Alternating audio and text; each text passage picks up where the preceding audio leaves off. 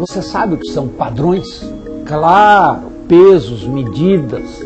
É o uso dos padrões para o comércio. Nasceu há muito tempo. O psicólogo busca padrões de comportamento. O sociólogo, o antropólogo, olha para a sociedade e vê os padrões da cultura. E o matemático, principalmente quando faz geometria, ele estabelece padrões. E ele enxerga uma estética nesses padrões. E a pintura, a escultura, a poesia, nada mais são do que padrões sendo desenvolvidos, observados para nos apresentar a natureza aos olhos do matemático e do artista, todos analisando padrões.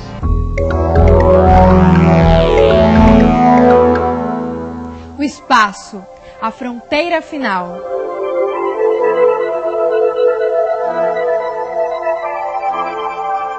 Imagine-se nu, sem nenhum dos recursos da tecnologia, sem luz elétrica ou mesmo sem o conhecimento do fogo, em meio a selvas fechadas ou caminhando ao sol escaldante das savanas, exposto ao frio intenso da noite, aos animais ferozes e à violência das tempestades.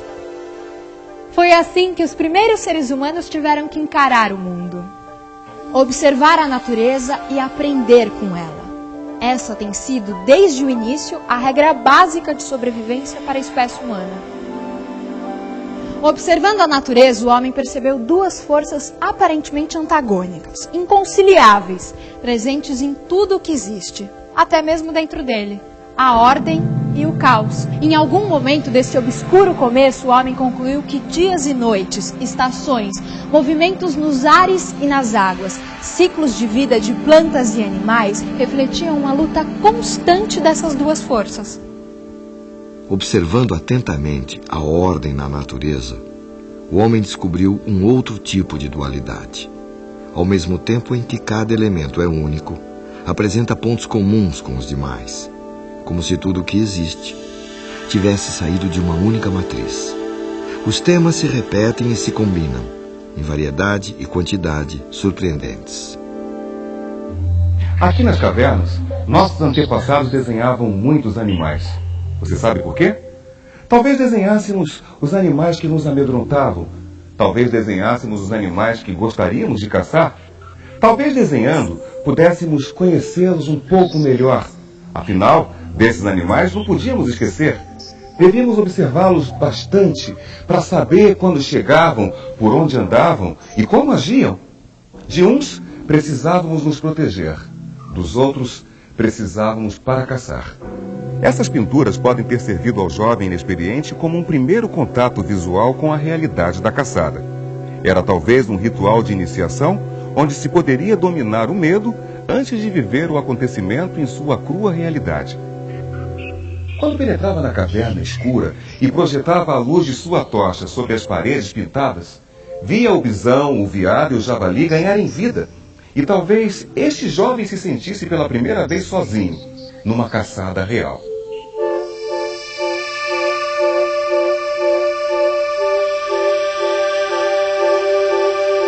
O homem talvez se tranquilizasse com a linha, com o traço nas paredes, com essa expressão primeiramente inanimada, mas que pouco a pouco ganha uma nova forma de vida altamente expressiva: o desenho.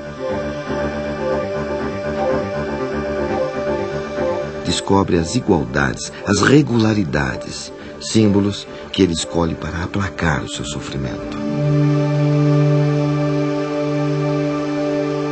As formas geométricas encontradas na natureza eram sinais misteriosos de uma ordem que a natureza insistia em expressar.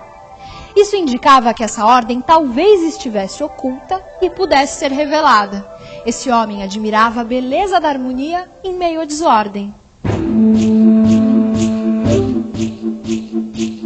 Essa ideia de um caos, e do caos se faz a ordem, ordem e caos estão juntos, talvez, né? E encontrar essa ordem nesse caos que o pensamento humano busca sempre. E isso se faz não só percebendo regularidades visíveis, mas inclusive sistematizando uma coisa a partir de um pensamento mais abstrato, né? Que não está diretamente colado no empírico, no real, naquele que você vê. Tem aí um significado que vai além e que cria padrões. Os padrões aparecem em função da própria técnica, né? Então, uma cesta simples como essa, a própria maneira de entrelaçar a palha vai estar criando um padrão de repetição, de oposição dessas linhas para essas, e que formam um jogo bonito, interessante, que muitas vezes a gente nem presta atenção nele, né? Ao mesmo tempo em que o padrão é criado pela própria textura do fio nesses palitos, né, que vão criar o pente, eles simbolizam objetos, simbolizam seres da natureza, provavelmente tem a ver, inclusive, com a mitologia. Os objetos, no fundo, são formas materializadas de pensamento. Eu acho que isso cruza um pouco com a questão da arte com a matemática, né? A matemática como uma forma altamente abstrata, né, de se conceber relações.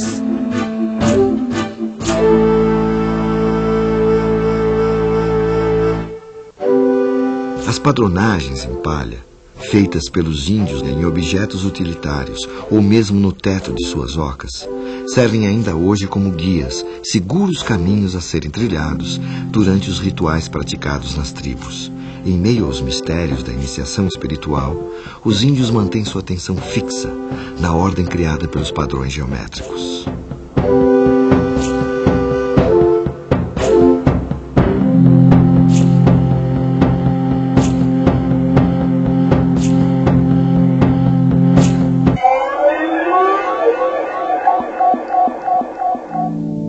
Padronagens, como os entalhes em madeira ou ossos, foram encontradas em objetos deixados pelos homens de Cro-Magnon há mais de 20.000 anos. Mas será que esse homem primitivo riscava os ossos exclusivamente pela beleza, pela sensação estética criada pelos padrões? Essa é uma pergunta intrigante que ainda hoje, e muito provavelmente para sempre, vai encher de dúvidas nossos pensamentos. Mas foi observando algumas particularidades desses entalhes que os arqueólogos levantaram a seguinte hipótese. Esse osso, talvez, pertenceu a um caçador que a cada vez que matava um animal, fazia uma marca.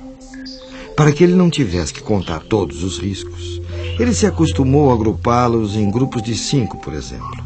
Assim, ele reconhecia mais facilmente as quantidades e criava, ao mesmo tempo, uma verdadeira anotação gráfica dos números.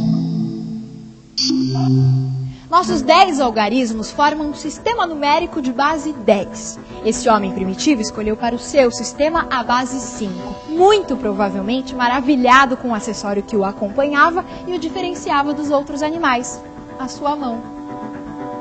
Esse homem primitivo via que sua mão o fazia diferente dos outros animais. Ele estava reconhecendo e admirando sua mão. Com a mão, ele podia pegar, mexer, transformar, podia, enfim, fazer.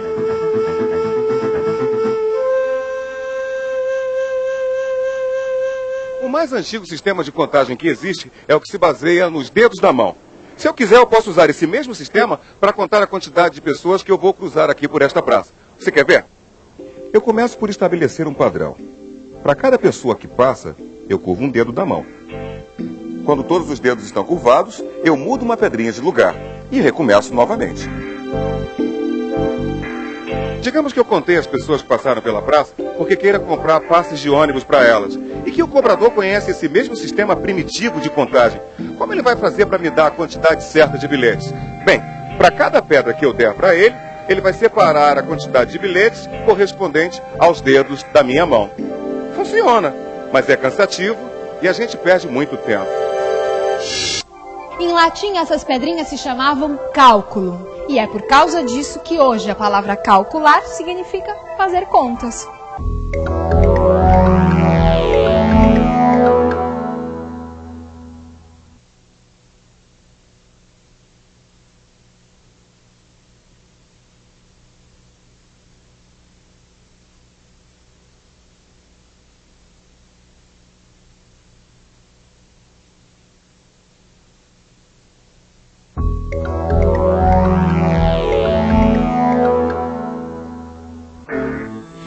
Pintar e desenhar tornou possível ao homem reproduzir em seu mundo um pouco da ordem que ele percebia na natureza. Finalmente era possível planejar. Arte e matemática floresceram juntas. Uma e outra derivam da mesma vontade de estabelecer a ordem e contrapor-se ao caos. Veja, por exemplo, o padrão que as abelhas nos sugerem. Olha só, se nós seres humanos tivéssemos que fabricar mel e armazená-lo, de certo escolheríamos embalagens cilíndricas como esta. Só que a gente sabe que as abelhas em todas as regiões do mundo armazenam mel em favos formados por alvéolos com a forma de prismas hexagonais geminados.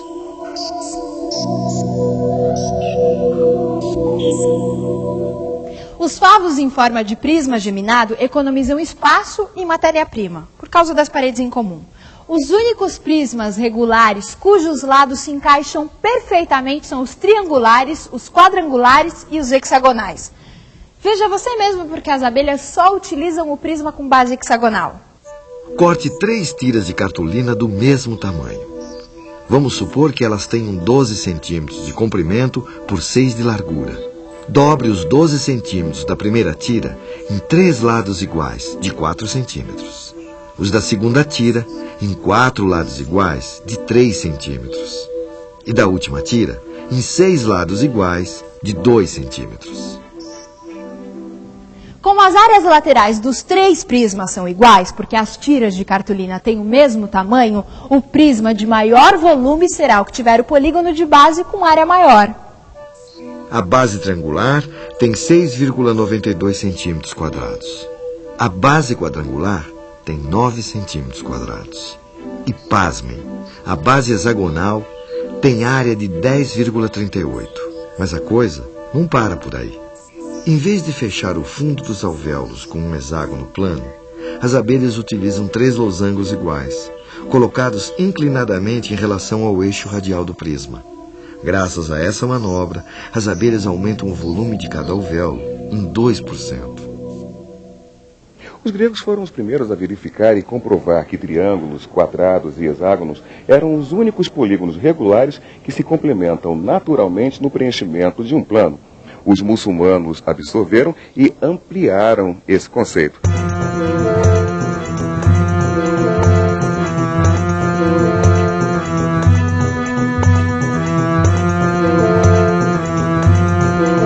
Quando polígonos são colocados lado a lado, cobrindo um plano sem espaços vazios, temos um mosaico.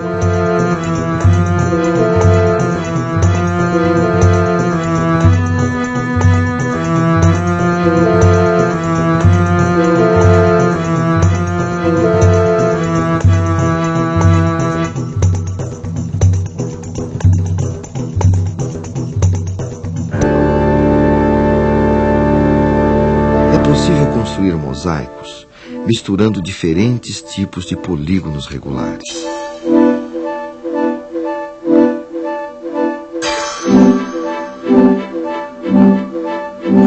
Unidos pelos vértices, existem apenas 8 tipos de mosaicos, sendo um deles descoberto pelo matemático e astrônomo alemão Johannes Kepler.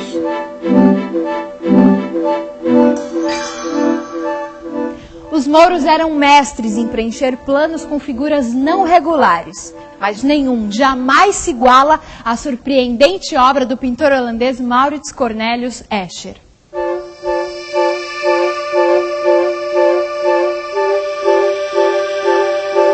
Na verdade, não se pode chamar as figuras elaboradas por Escher de mosaicos. Afinal, elas não são compostas por polígonos, mas são infalíveis em sua pretensão de reunir de forma instigante a arte e a matemática.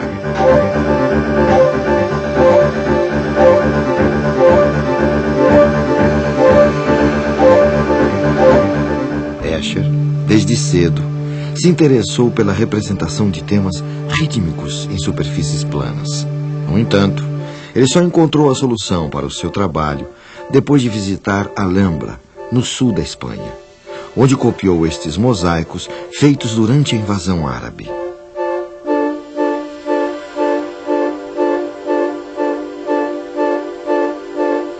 O padrão, o estilo Escher, é um padrão que nós encontramos em todos os lugares. Numa casca casca de árvore, na celulose, numa folha de papel, num livro, enfim, em tudo que nós conhecemos. Então nós temos, a natureza realmente tem esse lado muito interessante, que é a repetição das formas, em escala macroscópica ou em escala microscópica. As imagens de moléculas geradas por computador são absolutamente artísticas. Elas traduzem exatamente o sentido dos trabalhos do Escher. Agora, por que falar do Escher em termos de ciência? É porque na ciência a repetição significa um padrão. Nós inferimos muitas conclusões justamente pelo comportamento repetitivo dos eventos. Toda essa sequência de padrões, na realidade, pode ser descrita matematicamente. E é a composição dessas formas, ou as equações matemáticas, que acabam regendo a maneira como as moléculas, as partículas na natureza se agrupam, formando tudo que nós conhecemos. E tal como a arte rupestre, que no princípio era apenas um trabalho de autoexpressão e acabou por satisfazer outras necessidades da comunidade, a obra de Escher vem servindo de referência para a busca de soluções em diferentes áreas. O Escher, ele era um artista que desenhava formas. De uma maneira ou de outra, ele não se interessava com a produção de um tecido, de um custo, minimizar um custo, mas ele se interessava em te fazer pensar como essas formas conseguiram se encaixar. Eu acho que ele tinha que ser um visualizador, uma pessoa que fecha os olhos e visualiza as coisas no local antes de desenhar. E isso tem a ver com, hoje, o encaixador que não usa o nosso programa, que usa a parte manual, que ele tem que fechar os olhos e saber como ele vai colocar as peças para fazer o encaixe.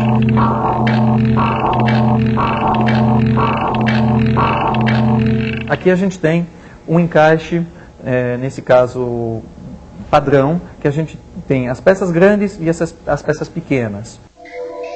Essa área de cima é a área de trabalho, a gente pode trabalhar, e embaixo é o nosso tecido.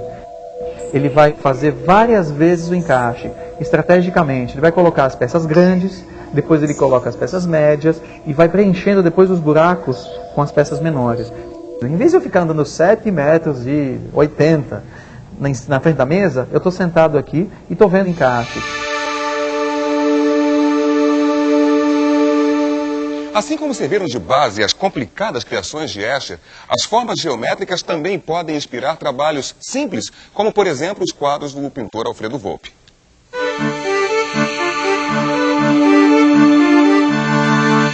Retângulos são portas e janelas, triângulos são bandeirinhas.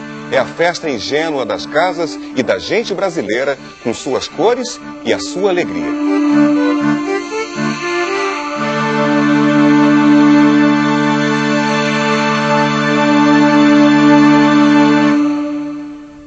Agora, o que você me diz? É um quadro de Volpi? É o desenho de um índio meinaco? Ou é mais um padrão criado pela própria natureza com seu caprichoso estilo matemático? É o trabalho da fotógrafa Ana Mariani, que, como Volpi, encontrou nos usos e costumes do povo brasileiro a inspiração para o seu trabalho. Comecei a fazer as fachadas quando eu fui conhecer o sertão. E ao fazer a primeira viagem no sertão, eu trouxe as fachadas, os retratos das fachadas. Isso foi em 76. E foi uma viagem assim que eu fiquei completamente fascinada pelo sertão, pelo Rio São Francisco. Eram estradas assim bem desertas e as fachadas ocorriam com muita frequência e com muita cor, muito detalhe, muito desenho.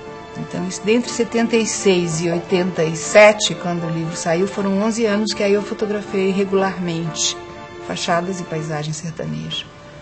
Os padrões da construção, eles estão muito ligados às necessidades das pessoas. E essas necessidades estão ligadas também às possibilidades. Se a gente olha, vê que as casas são extremamente simples, as fachadas são ornamentadas, mas as casas são... Às vezes é chamada casa de porta e janela, ela não tem nenhuma coisa a mais do que o absolutamente necessário.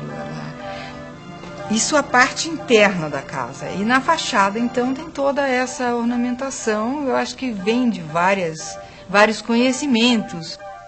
Agora, eu acho que se perguntar a qualquer deles qual é esse padrão, ninguém vai saber responder.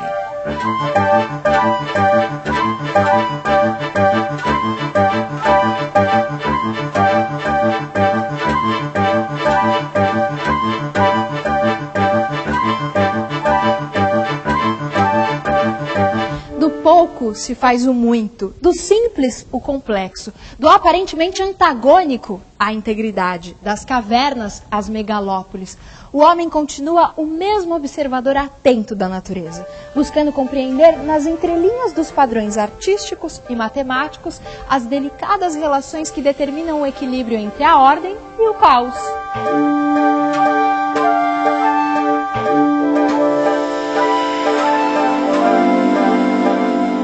Eu acho que o meu trabalho é ditado pelos quintais, pelas minhas, sabe, pela maneira que eu lido com o planeta, pelas minhas esquisitices, pelos meus referenciais, pela minha paisagem. É impossível eu separar a paisagem mineira hoje da minha obra, os materiais mineiros, as pedras que me interessam. Tem organizações e padrões que são criados por sensibilidades do seu corpo, sabe? De tato, visões e tal, que não passam necessariamente por questões racionais. Quer dizer, antes de você medir as coisas, entendeu? A sua mão age. No meu caso, depois eu penso. Né? E às vezes é o inverso, as pessoas às vezes pensam para poder agir.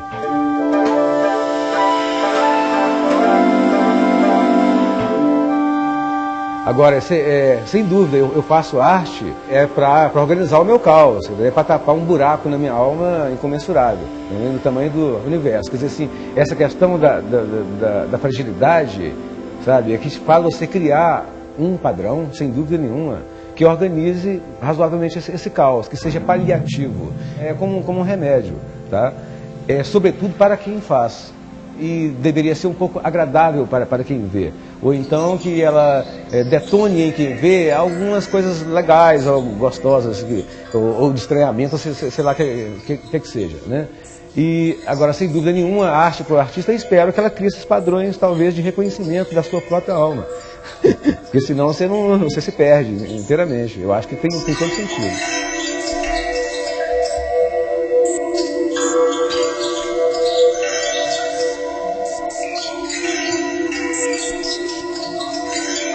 Eu fico aqui imaginando uma série de padrões que não foram ditos e que agora você deve estar observando.